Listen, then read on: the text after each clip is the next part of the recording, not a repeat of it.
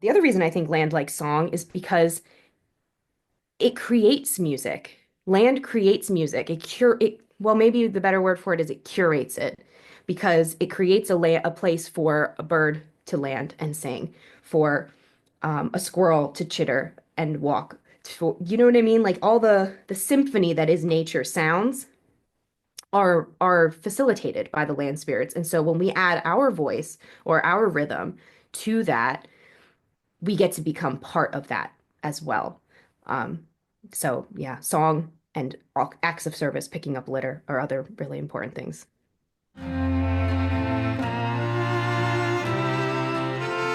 Welcome to Coffee and Divination, a podcast about the arts of obtaining hidden knowledge in changing times. Join me, JoAnna Farrar, to chat with experts from around the world on tarot, runes, geomancy, and the many ways divination can help us navigate and plan our paths ahead. In this episode, I am joined by my dear friend and fellow witch, Elyse Welles. Elyse is a priestess, author, and teacher who lives here in the US but travels frequently back to Greece. She is also the co-host of the Magick Kitchen Podcast, a top-charting spirituality show, and the creator of Seeking Numina, which is a platform dedicated to sacred travels, animist practices, and connecting to the divine through the natural world. Elyse and I recently traveled together through some ancient oracular sites in Greece, and this conversation was recorded before that trip, actually. And in it, we speak about the power of pilgrimage, connecting with the Greek gods and the land spirits wherever we are, and how divination weaves into all of those things. Before we dive in, a quick reminder, Coffee and Divination is on Instagram and now also on our YouTube channel. Please subscribe and share the episodes you like with your magical friends. And if you're in the New York City area, you can join us later this month for our very first Witch Day Camp Intensive in Prospect Park on Sunday, July 20th, if you're listening before then. My North Wyldewood co-high priestess Denise and I will be co-hosting what will be a very full day of ritual and workshops, and I will be teaching some intermediate level workshops on divination. Spots are very limited and we are almost full, but you can find more on the Coffee and Divination link page and also North Wyldewood. And now, I hope you enjoy this conversation with Elyse Welles. So it is my pleasure today to welcome on the show someone that I have actually gotten to meet and speak with in person at the Sacred Space Conference not too long ago, and that is Elyse Welles, who is an upcoming author with Llewellyn, and as you've already heard, has so many amazing projects that she is working on. So thank you so much for being on the show. Thank you for having me. It was such a joy to meet you and to just get to talk all things Greek and oracles and divination. And I'm so excited to be here to do the same. Yes. Okay, so we have a traditional first question, which is when you think back on your, childhood or, younger years, what was your first introduction to divination? Was there someone in your family who was interested in astrology or tarot, or was it something that you on your own picked up when you were older? What was the first thing that was related to divination that you remember? So I'm smiling because it is such a strange first introduction. But when I was like 3 or 4, it was before I went to kindergarten. I made my own tarot deck, and my mom did not know what tarot cards were. I learned to read when I was around 3 or 4, and so I was reading and writing already when I went to kindergarten, which I also like. My mom's like, we never really taught you. We don't know how you picked it up. Like they would read the same books to me a lot. Like I loved Charlotte's Web. I'm still obsessed with pigs. My house is like riddled with cute little pig statues. And I don't even eat pig because I love them so much, and I think we owe them so much. Um, I digress. So anyway, so I wrote I just like I cut up, actually I didn't cut them up. I used post-it notes, and I made like cards. And I actually wrote a little sign and like asked my dad to tape it to my front door saying like tarot readings. And my parents didn't know what tarot was, and I spelled it correctly, Tarot.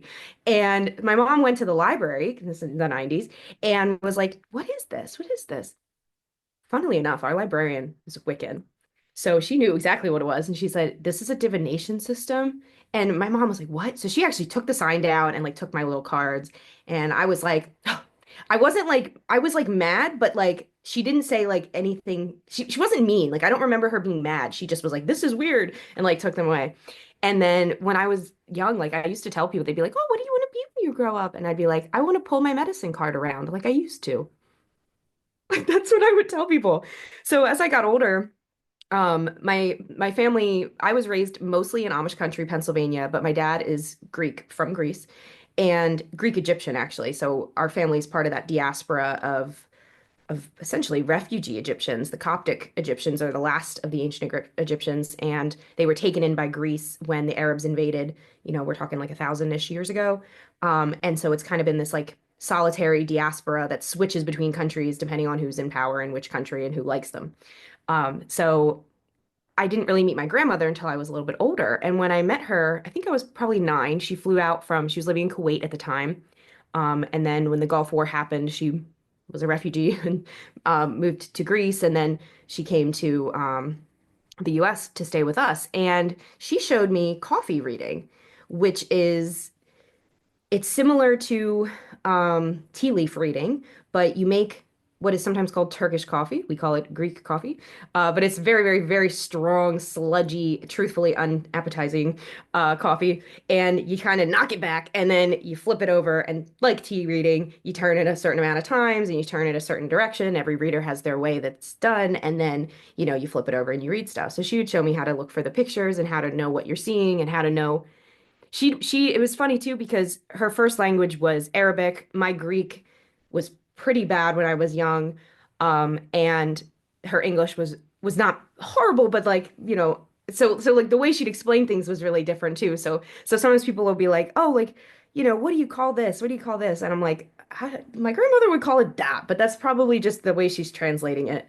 So as I got older, and my Greek got better, I actually moved to Greece for 5 years. So my Greek is much better. So she was able to teach me even more as I got older. But yeah, that was my first introduction was myself. I just like made these cards and then she showed me coffee reading and I'm still not very good at coffee and tea reading, but but it's fun. I'm going to be asking you about that a little later in this interview. That's definitely going to be a question now. I Yes. think you have to be the person with this story of youngest introduction, shall we say, at least certainly from the perspective of youngest who have made their own cards. I don't think anyone's going to beat you on that. So It's that's strange, right? amazing. Yeah. Yeah. I didn't tell that story for a long time because the first time I told someone, I could tell they were like, you're making it up. I was like, oh, I'm so not though. It's just strange. It's just strange. No, absolutely. And that whole thing of what we remember and what we pick up in childhood is far too mysterious, I think, for a lot of adults. So that Yeah. is very interesting to hear. Um, so outside of that introduction to coffee reading from your grandmother and your own sort of like from within yourself or wherever that came from, inspired tarot cards, what was your next sort of foray into the world of magic and your entry into this kind of occult stuff? So the Wiccan librarian comes in again. Ah, So so when I was 13, my dad, 2008 recession, everything was pretty rough. He got a job in Bahrain in the Middle East, and he moved us all over there. And that year leading up to that move, I started to get more aware that, well, it was really the past few years before that, that my imaginary friend from childhood was not so imaginary, that she was in fact my spirit guide. I tried to get her to go away. I was like probably 11 and I was like, "Hey, my friends don't have imaginary friends anymore. Like it's time for you to skedaddle." And she kind of was like, "No, like it's not like that." And so she explained who she was. And so she sort of, I didn't know this was what she was helping me learn, but now I have a word for it. But astral travel was what she was helping me to do. So when we moved to Bahrain, I was depressed. I was truly depressed. And a lot of the gifts she was starting to help me develop, suddenly she was like, this might not be safe to do here. And these gifts were very clear. Like my intuition is what I would call it now. But it was very weird because yeah, I had a lot of experiences with her that now I know was land spirits connection. Like I know that's what she was helping me to do as a kid. And so a lot of that started to slow down as I moved to Bahrain, and she actually directed me towards bibliomancy. and I would use Lord of the Rings. Lord of the Rings was my lifeline. Like it saved my life. I talk about it sometimes, but it's so personal that I almost like lose the words to share what Lord of the Rings means to me. And it saved my life in Bahrain. It became like my religious text, really. Like anytime I was struggling to understand this, it is very hard to find cultures as opposite as the Middle East and a tiny little community in Amish country, Pennsylvania. Um, so like it was just jarring, for a 13-year-old. And Lord of the Rings helped me through that. Bibliomancy really helped me through that. And it wasn't until I was on a flight when I was like 28, so many, many years later, and I was listening to The Witch by Ronald Hutton that I learned that witchcraft is so illegal in Bahrain that during the 3 years I lived there, two women, two expat women, were put to death for practicing witchcraft. And so I learned many years later that she had protected me. She took me kind of off the path, but on the path, of course, but through Lord of the Rings, which was like the safest possible, way to do that. And then once I landed back in the US, I graduated from my high school that I'd grown up at in the school district of. Um, I moved in with my aunt and I went to the library, and lo and behold, my library was stocked by this wonderful Wiccan priestess, and it was great. So I started training with tarot. I wouldn't get an oracle deck until 2 years ago. I wasn't really drawn to oracle decks. Like tarot was kind of it for me, but I didn't resonate with the Rider-Waite-Smith deck. So I was kind of bummed. I was like, oh no, maybe I'm not supposed to do tarot. And then I found the Wyldewood tarot, which was created by John Matthews. And oh my gosh, your face right now. It is like the deck. It is my favorite possession. Like if there's a fire, it's my cats and my deck. My husband's on his own. So so it's like the only deck that comes with me everywhere I go. Like so it changed my life. And it's for those who aren't familiar, like you can have a million tarot decks, but sometimes a tarot deck is made to be a little bit different. Like for example, in the Wildwood, the Five of Cups, a very traditional grief card, is actually ecstasy because it speaks to the cathartic nature of expressing grief. So it just cut right to my soul. And we've been together ever since. It's been, I think, oh, when did that deck? I think 2011. So little while now we've been together, me and that deck. So for those who are just listening and did not actually no, because of the way this is recorded, no one will have seen the look on my face except for Elyse. Our Coven's sort of official, we don't have an official deck, but our unofficial official deck is the Wildwood deck.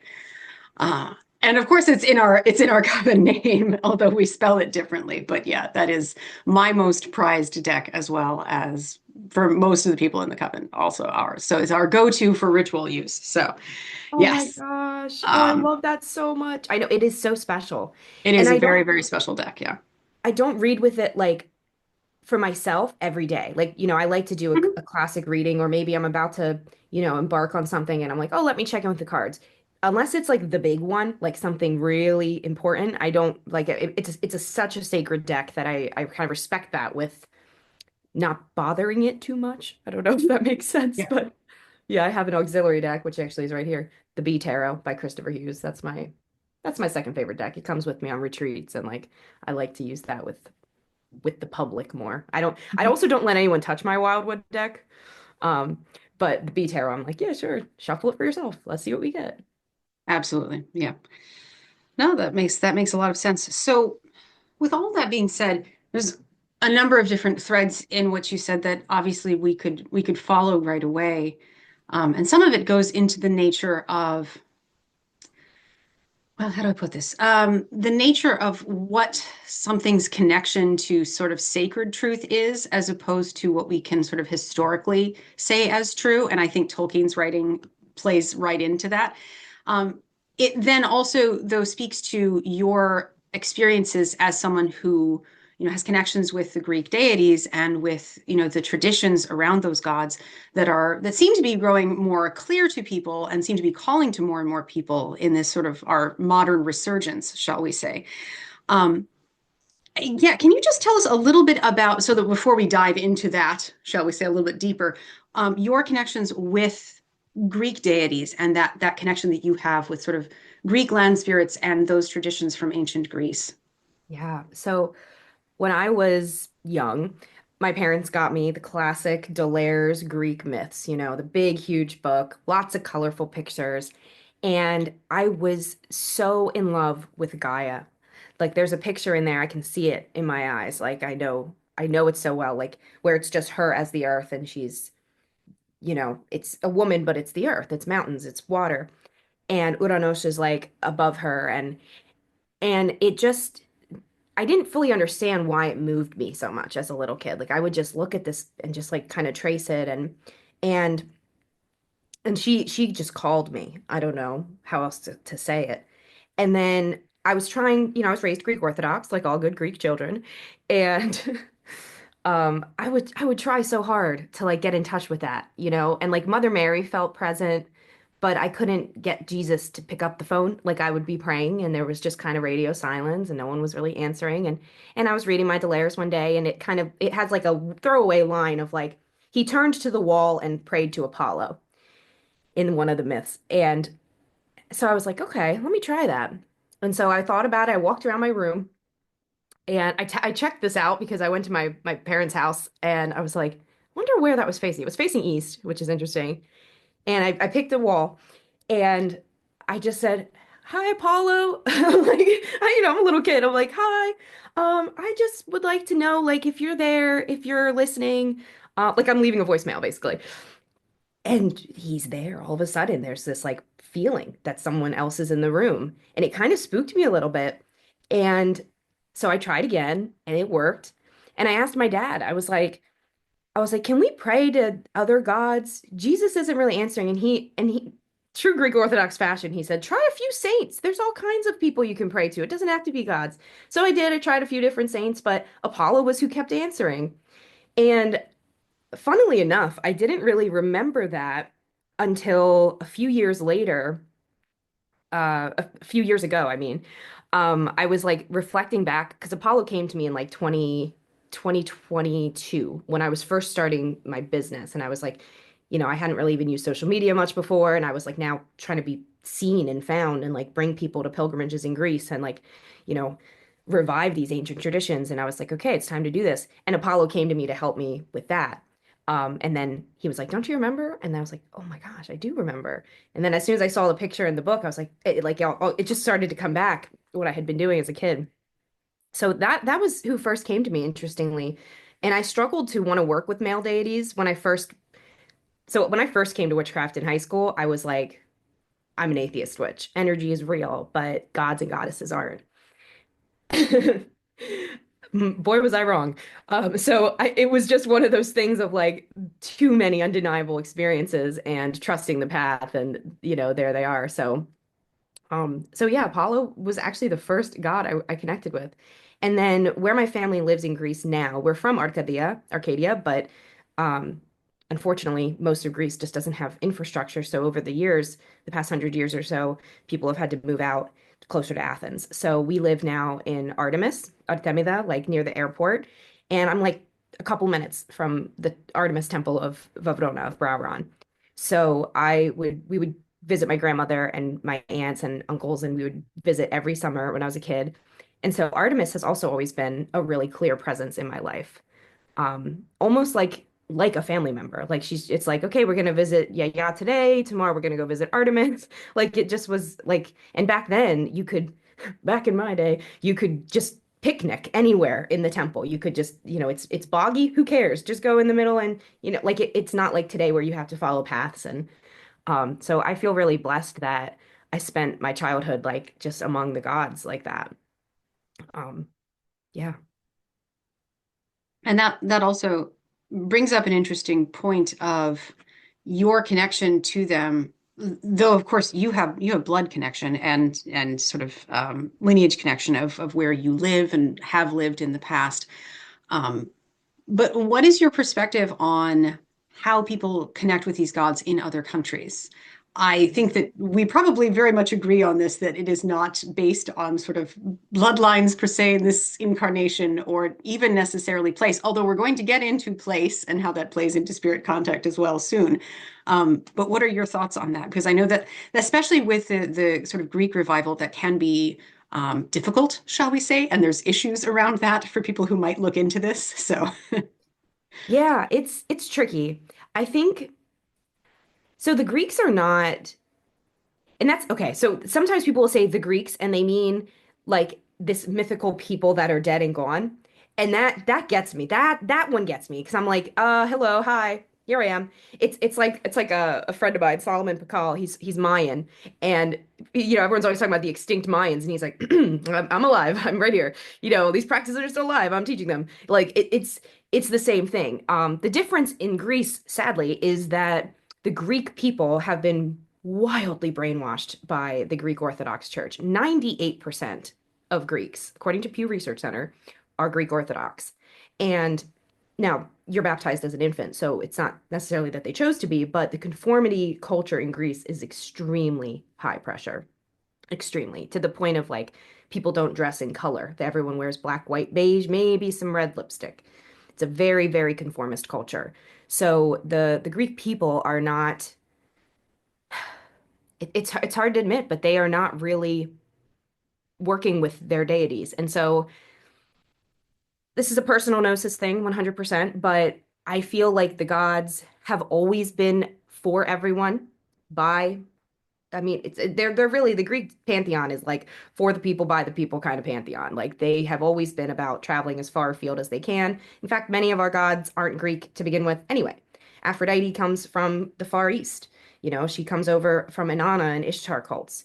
So it really is. I think to call working with Greek gods appropriation is like a misnomer. Like I don't think it's possible to appropriate something that is meant to be shared with the world. Um, but I also do like want people to know Greece is still a culture that's still alive and there's still people living there speaking Greek. It's not a dead language at all. Somebody asked me that. They said, "How did you learn Greek?" I thought it was a dead language. I was like, "Oh gosh." And then somebody asked me recently, "Oh, what language do they speak in Greece?" Yeah. So I would say if you do work with the Greek gods, you should know a little bit about Greek culture. Like, you should know that Greek is a living language, all that sort of stuff. So I think there's like a level of respect for the existing culture that should be there from everyone who, you know, works with these deities.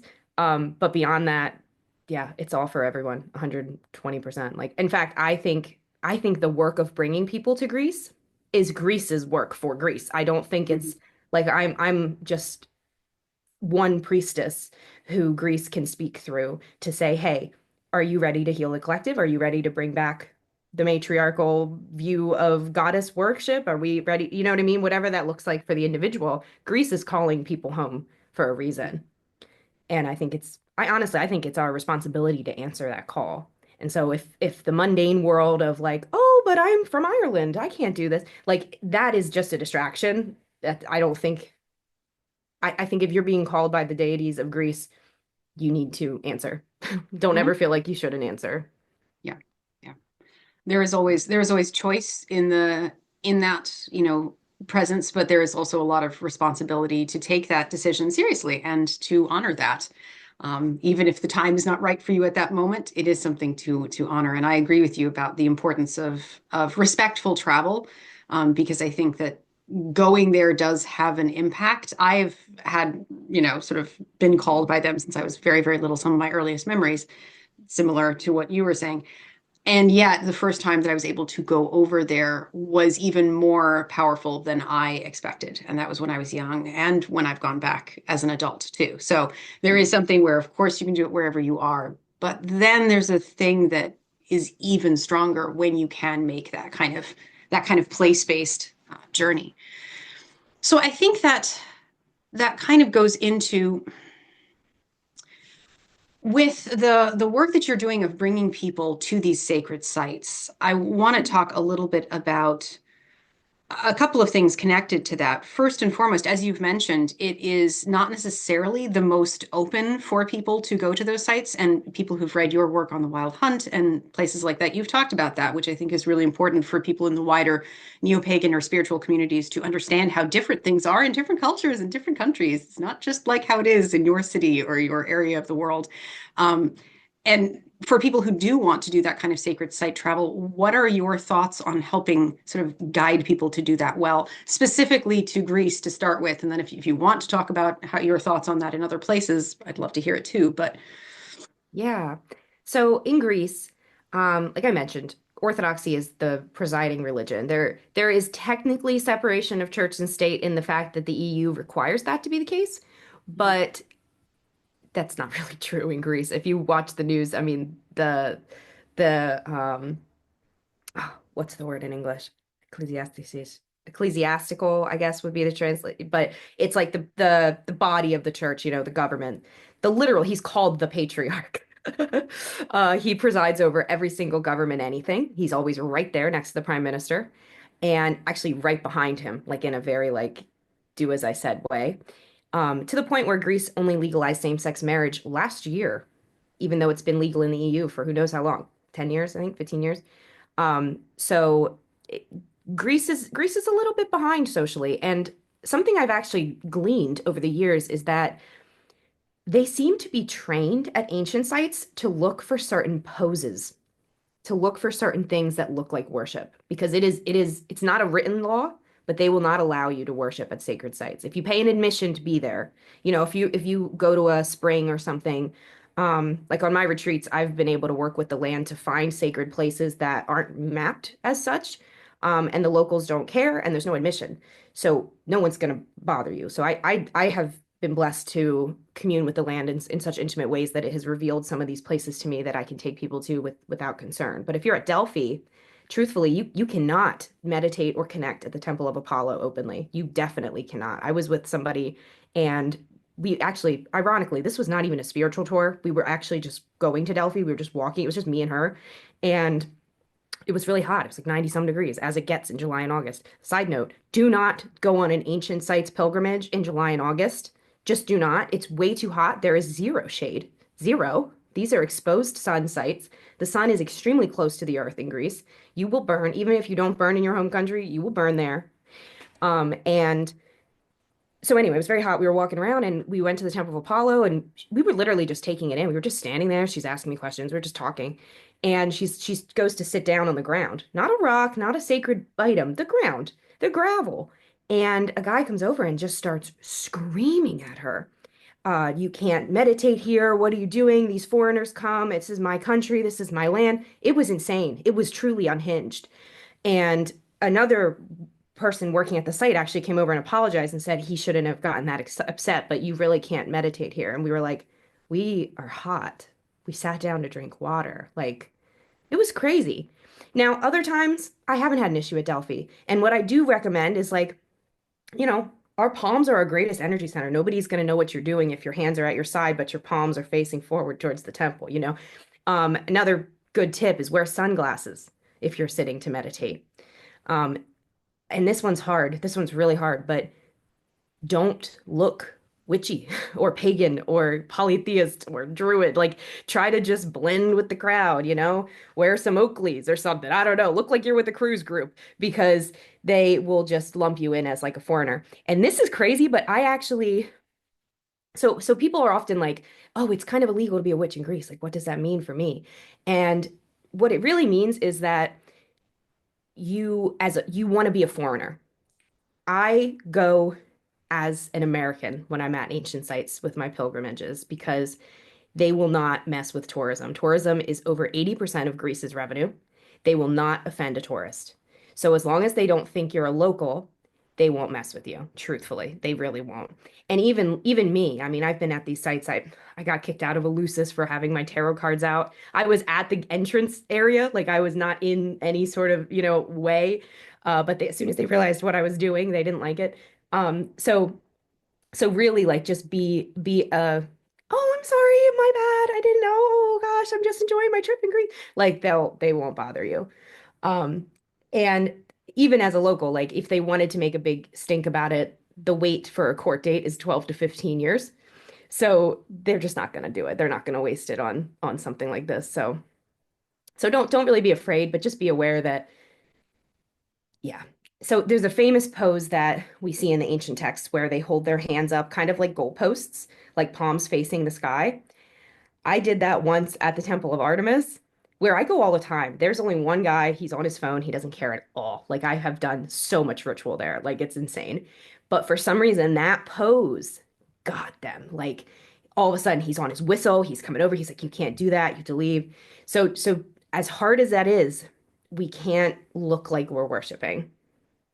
And so many people have a misnomer that like you visit Greece and we're still worshiping the gods, and that's very much untrue. I don't, in my years of Greece and like my extensive outreach, I'm on the board for a festival in Greece. Like I've done mystic markets. I've tried everything to get the polytheist community rallied in a positive, uplifting way, and people are very, very afraid. They do not want to come out of the broom closet.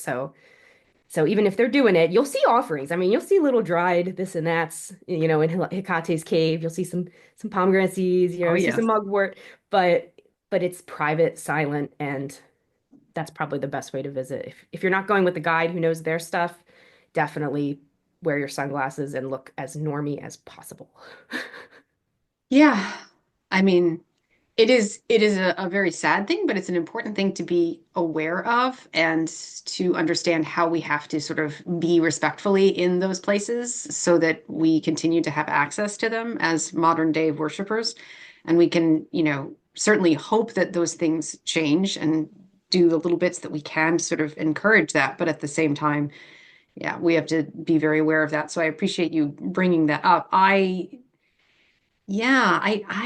had some experiences there. Of course, the times I've been, I just hit it lucky, I guess. And also, I guess I looked enough like a cruise tourist, a loud American. Shall I say that that's the only time that being mistaken for a loud American can be a good thing? Oh dear. Oh Yeah, no. it definitely Um, helps. well, all right. Well, no one can say that there isn't at least one good thing of that. I guess we'll take Yeah, it. yeah. Um, but and that is very interesting. And it also is encouraging, I think, for people to understand that even with that, even with those limitations on the sacred sites, that you can still have obviously extremely powerful experiences there. And it isn't about a particular pose that you have to be in or an amount of time you have to be able to sit and fall into deep trance in order to have those experiences. And that it can be brief or it can be with these sort of boundaries around it and still be very meaningful and very powerful for people, which I'm sure you've seen with the groups you've led. I know from my own life. So that's important to say. With that being said, I am very curious. We are talking about sacred sites, which leads beautifully, I think, even though there's more I want to talk about with the Greek gods, but we will talk a little bit about some of the other thing that I'm fascinated with, which is your upcoming book that is not out yet at the time of recording and release of this episode, that is going to be about connecting with land spirits. So can you tell us a little bit about that project and how you kind Yeah. of conceive of that book?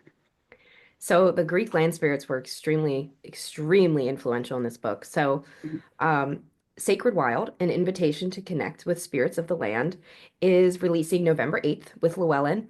And if anybody is called, please pre-order it because pre-orders are the number one determiner of a book success. Like once it releases, sales are good, but the pre-orders actually are what matter, strangely. So please pre-order it.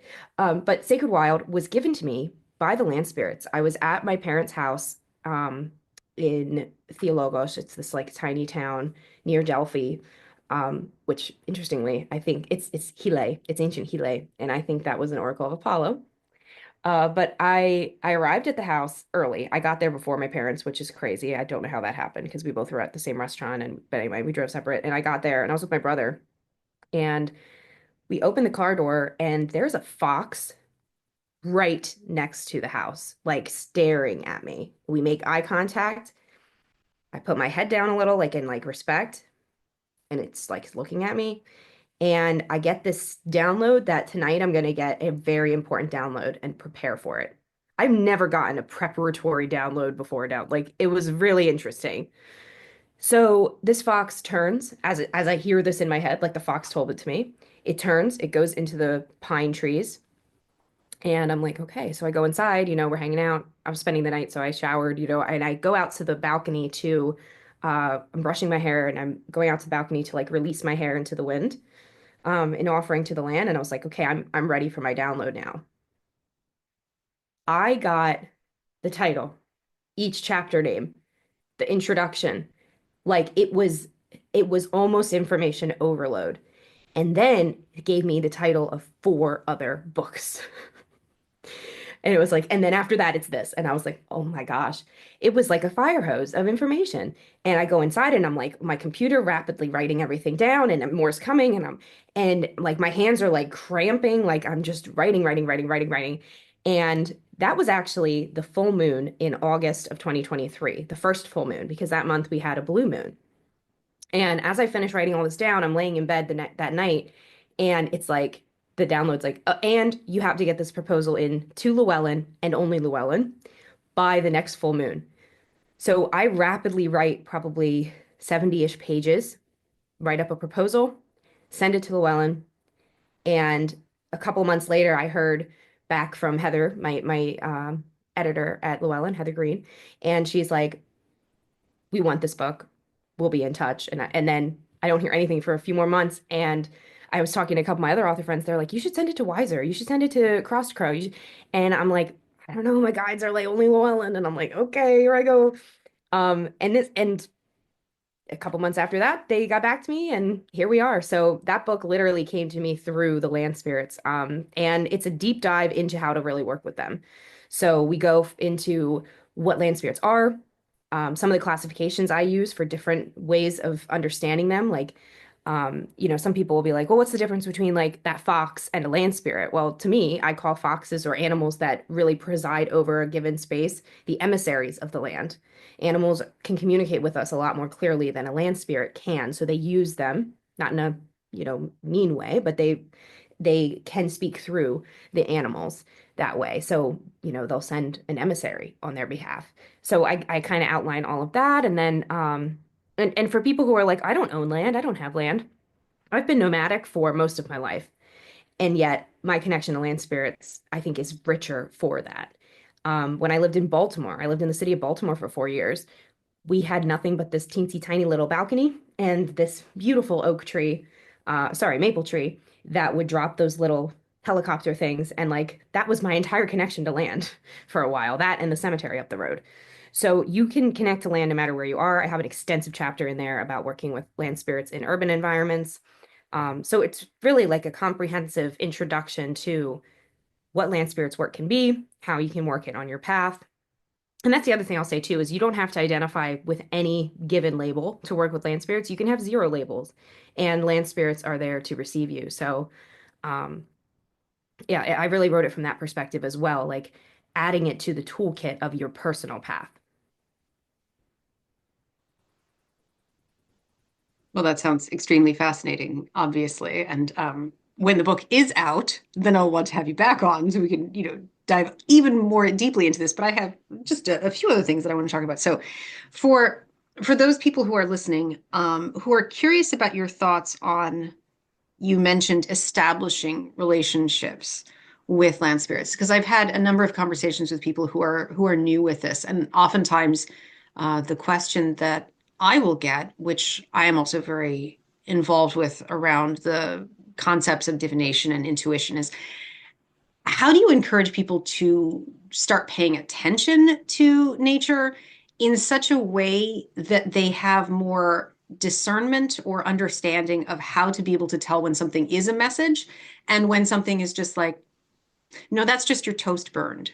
Do you know what I mean? Like the ability to sort of listen for those signs in a way that you can understand. Yeah. So there's a practice, I write about it in the book, but it's not my practice at all. It actually comes from Scandinavian cultures, called sitting out. And it's the idea that you literally go out in your land, sundown to sunrise. It would be expansive. Like it would really be an experience of sitting with the land. And so you would actually witness the land through its full cycle. Today, most of us don't have the luxury to do that on a regular basis, but sitting out can be as simple as when you have your first coffee in the morning, go outside. Maybe you can even, what I like to do is actually make a drink for the land. Sometimes it's water. Sometimes it's not really prepped drink. But other times, if I have some herbs that I'm working with, like sometimes I'll spend time with a certain plant ally for a little while. So recently it was chamomile. So I would make like an unsweetened steeped chamomile tea and I would take that out to the land and I would kind of like pour it out and just be like, good morning, today I'm going to be doing this if it's relating to the land, or if I have guests coming, I always try to prep my land with that. And again, if you just have a little balcony, this works too. You can just sprinkle a little something out it's a gesture. It's not like the land is like, oh, thank goodness for the chamomile tea. I needed that so badly, but it's a gesture that says, hi, I see you. Thanks for being here. Um, and that's it. I mean, that's the first step for sure, is just spending time outside. And I teach online courses. I have one coming up actually in June called Sacred Wild Priestess, which takes people through some of the exercises in the book, but also some that my editor was like, this is too advanced for this book. So some of the more advanced stuff, we work with the frame drum a lot as well. But so starting there, going outside, having a drink with them, and then and then I end that with, what do you need from me today? And sometimes it's not much. Other times it's like for example, this morning actually I went out and there was like styrofoam, like the had come and it just must have blown off the truck. There was like styrofoam all over the front yard. So like it drew me out there. Like I usually like to go into the yard to connect. And for some reason today I was on the front porch and there was all the styrofoam that needed to be picked up. So that's what I did in service today. Other times they might want a song. So my favorite offerings to the land are actually song. Land loves song. And I think people have been like, oh, but why? And I think it's because of two things. One, our ancient ancestors always connected through song. The frame drum is, no pun intended, an instrumental part of the the priestess path for a reason. There's a lot that goes into why that is. One of my teachers in Greece, she calls it ikosmikos isikos, the cosmic sound. The frame drum represents the first sound that created the Big Bang. It also represents the first sound our human ears will hear in the womb, our mother's heartbeats. So the frame drum speaks to our souls. It speaks to the soul of nature because it represents the sound of nature at its purest resonance. Um, so the land is used to hearing that. Even though for us it's been thousands of years, the land is millions of years old. So that blip of time between, the internet and Cleopatra is nothing for the land. So the land is waiting for those drum beats to return. And so when we drum or when we sing, it remembers and it knows. And so it allows us to remember and to know. And people are like, oh, I'm not a musician. That is a very like people in the West, we live in this capitalist mindset of like, if I'm not good at it, I shouldn't do it. Chanting, singing, invocations, they are not meant to be talented. I mean, sometimes we're blessed with a beautiful song from somebody, and that's wonderful. That's their gift to share. But all of us have offerings of song to make to the land. So never feel like your talent is what matters to the land. It's not. And the other reason I think land likes song is because it creates music. Land creates music. Well, maybe the better word for it is it curates it because it creates a place for a bird to land and sing, for a squirrel to chitter and walk. You know what I mean? Like all the symphony that is nature sounds are facilitated by the land spirits. And so when we add our voice or our rhythm to that, we get to become part of that as well. Um, so yeah, song and acts of service, picking up litter are other really important things. There's a concept in permaculture that I really like, which is, that everything gardens. And the idea is similar, is that like everything is acting creatively, and it is those creative acts that are most in touch with then our animal nature, our sacred nature, because everything is doing it, everything is making song, everything is making things and curating and creating. So yeah, that talent is lovely. You can do some things that you enjoy more or, less, but at the same time, it is a part of that, like everything gardening, everything singing. So yeah, you're a part of it. So whatever you can do to connect to that is sacred. So yes, Yeah. I completely agree. Yeah. um, I think there's one question that someone asked me when I mentioned that you were going to be on the show, and they asked me, they are going to be in a situation where they're going to be leaving a piece of land that they have loved for a long time. And I would love to hear your thoughts because I have my thoughts on this, but I'd love to hear your thoughts on how to do that because I feel like our culture is not really good at endings in a lot of ways. but it's also tricky for us to navigate since we've been so mobile and we don't really we're not encouraged to think about our place on land as like a sacred thing. But then for those of us who do, those endings are hard because we don't have navigation posts. So what would be your thoughts for whether it's an apartment you're leaving or, land that your family's owned for 100 years? Like, how do you think about that? Oh, it's so hard. First of all, like my heart goes out to them because it is so hard to do that. Like when I left for Bahrain as a kid, like I that was why she had taught me astral travel so I could go back there every time. Um, and I will always go back to Lancaster County. Like there's something in the land there that nourishes me. So I would say that too is like even the endings are not they don't have to be true endings. Like we can allow cycles to take their course and we know it's time to move on physically, but the spirit of that place and what it gave you is forever. So, so there's a few things you can do. Um, Something I like to do, and this is an exercise written out as well in Sacred Wild, is create what I call a sister city bond. So you can do this if you're like let's say you are so called to a place but you know you can't live there. So, like Delphi, for example, you could visit Delphi, have the time of your life, and you could create a sister city bond with your home and Delphi. Excuse me. Um, or um, so to create a sister city bond, so what you do is you take your hair and some of the dirt from that location and you bury your hair, you speak to the land, you tell it what you wish to learn, like what you don't want to leave behind, all those beautiful pieces. And then bury your hair there and like kind of know that because I mean, when it's a very important place to us, we're always leaving a part of ourselves behind. And I think we shouldn't pretend we're not. You know what I mean? Like it's heavy, but it's true. The places that make us. Now I'm a Taurus, so I really feel that deep connection to places, but it is real and deep and valid. So bearing that hair and then take a little bit of the land with you. Like and if you're worried about like spreading disease or whatever because you're bringing soil from one place to another, like I'm talking like a modicum of dirt. It's not, heaps. Tablespoon. Let's give it a measurement. And then when you go to the new place, you do the same thing. You bury some of your hair, you give it that connection. You're essentially grid working the two locations to have a connection to each other. And then take that dirt you brought from your old home and spread that on the land. Let it kind of connect to each other. And then take some dirt if you can do this before you're fully moved, you can take some of the dirt from your new home and put it on the other land, and that creates that bond. If you know you're traveling to a sacred site, side note, you can also bring dirt from home in case you want to use. You don't have to. Maybe you decide you don't connect as well, and that's fine. But if this is a place you never want to not be connected to again, like that's how I feel about Bath in the UK. Like I've done this a few times with Bath. I go every year. Um, so, and that's the other thing is it will also solidify that you will probably go back at some point. Like even if it's just, suddenly the road you usually take is closed and now you're driving right past it again and 20 years from now, but it will solidify that deep connection. So that is one way. My friend Yvonne Abro, they're an author of wonderful, inclusive witchcraft books. They have an exercise in Dark Mirror, which is a book on shadow work from a Wiccan perspective, an inclusive Wiccan perspective.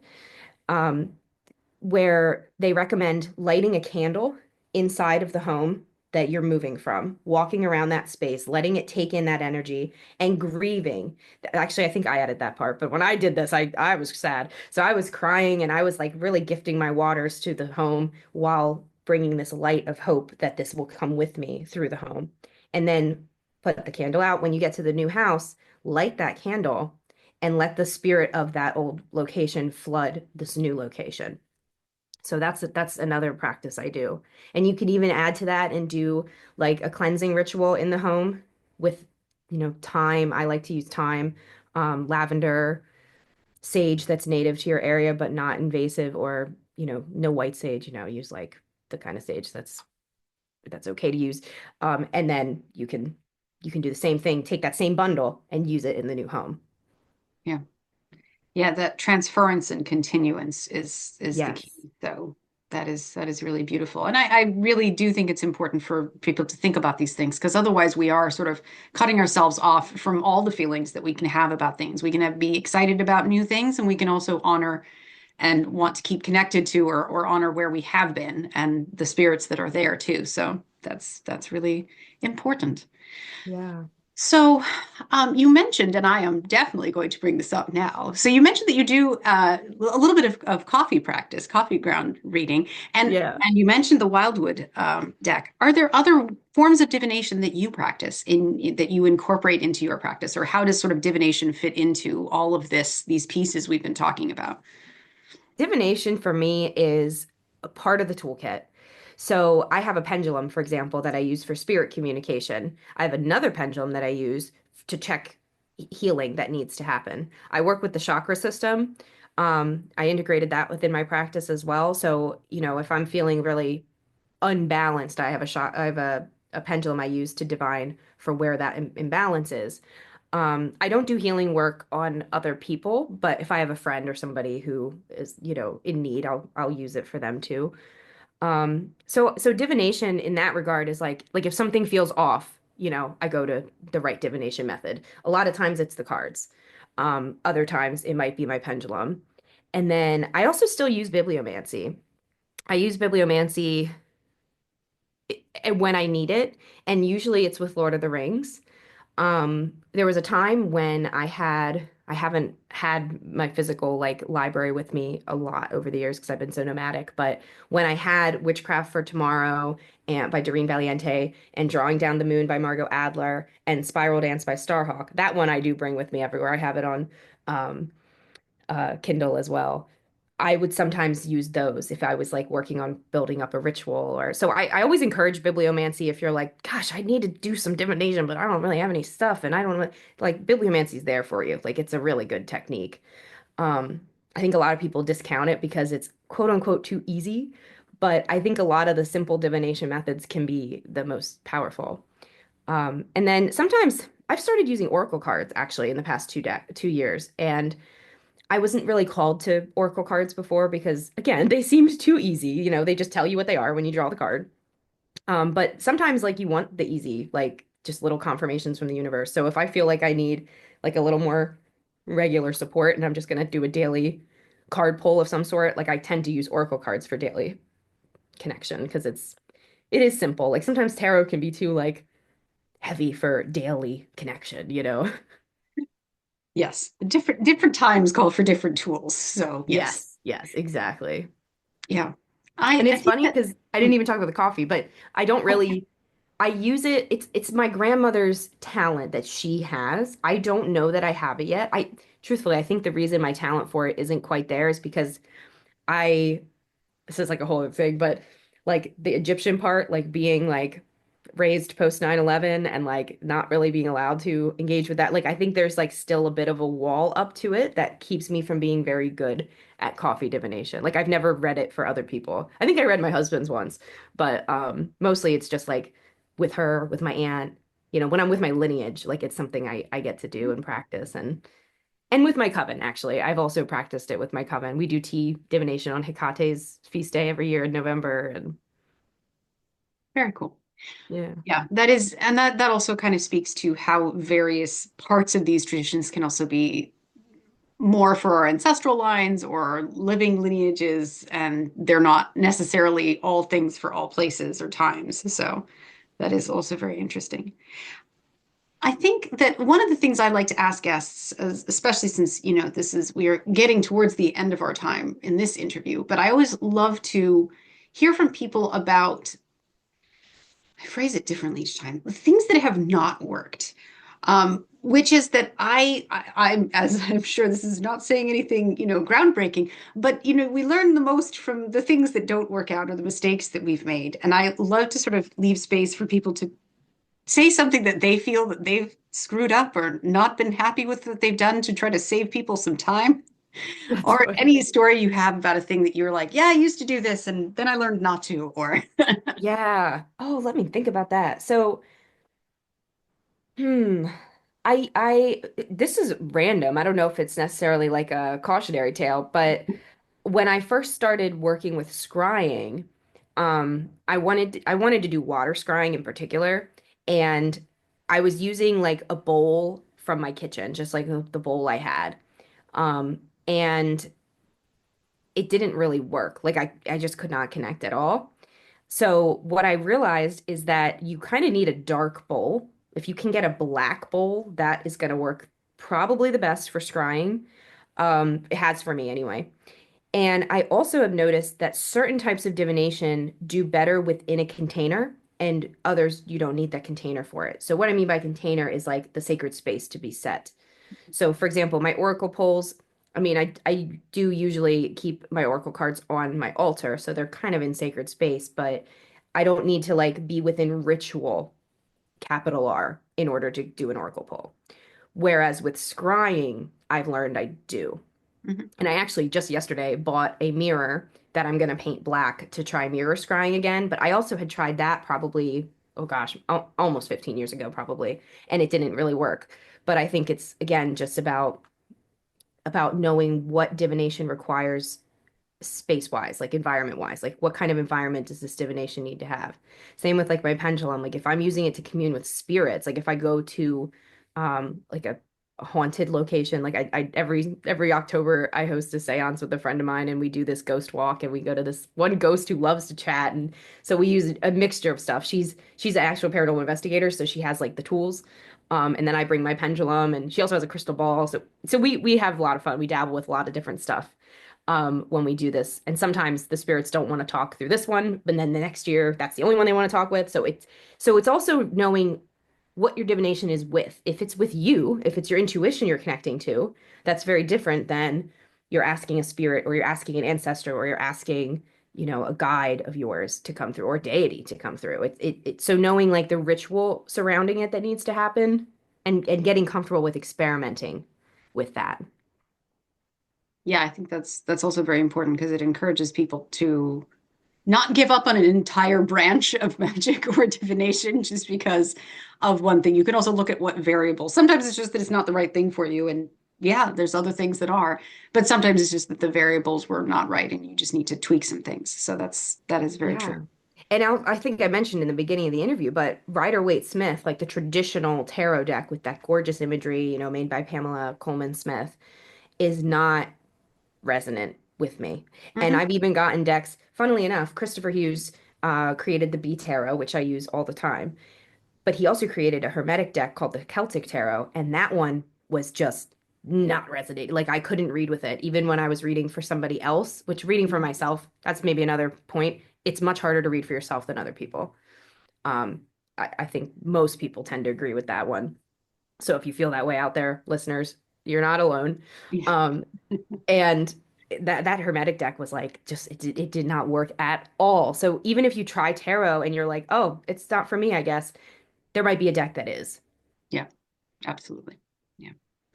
So for people who are curious to know about your projects, where can they go? And particularly, like, what do you have coming up? It is April right now, and I know you will be journeying to Greece soon, but what do you have on the horizon? Yes, I host online containers. I have three running each year right now. My next one is Sacred Wild Priestess, and it's a 12-week online container where you learn the path of the Sacred Wild Priestess. It's marketed as an advanced container. By that, I just mean it's dedication. Like everybody coming in is going to be working with the frame drum, so you'll get a drum. They're like $40. They're not as expensive as people imagine. But we'll work with the frame drum, we'll do embodiment practices, and I'll guide you through trance journey. I actually have a temple space in the astral that we meet in for that container that I take you into, and we connect to the land. It's kind of cool. It's like a temple space that came to me on the astral, and then I found it in real life. It is actually a real tower in Greece that I commune at. So it's pretty cool. So that container begins June 17th. If anybody is interested, the information for that is at seekingnumina.com. Numina. Numina means sacred places. So that's what I'm always doing, seeking them out. And I also host a couple other containers coming up this year. I do witch codes in the fall. I do the red thread, which is a deep dive with the dark goddesses in January.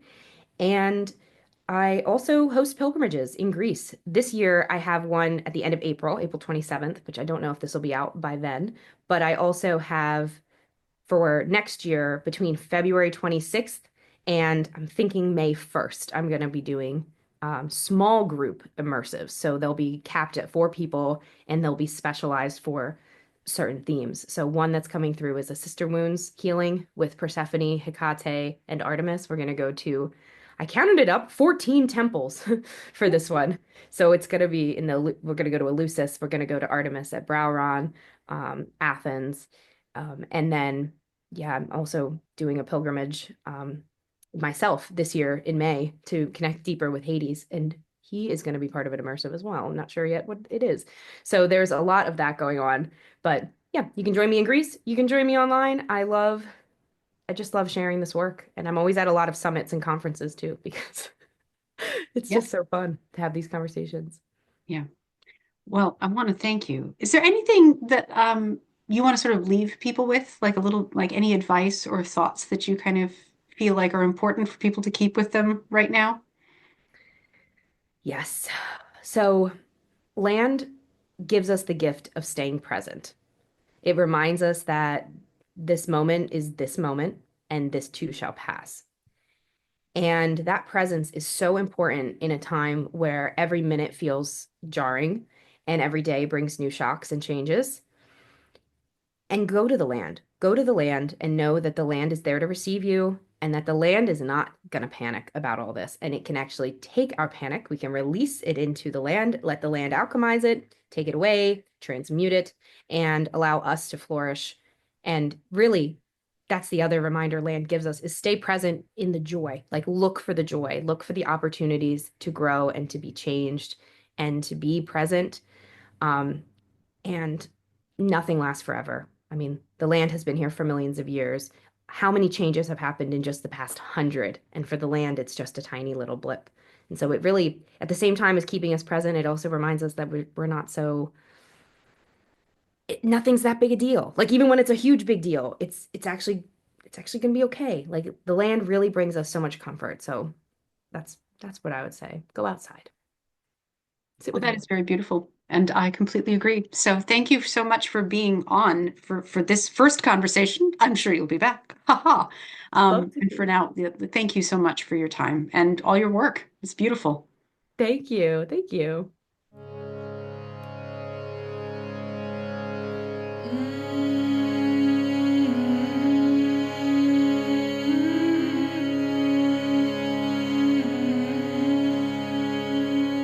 Black moon above, stars overhead.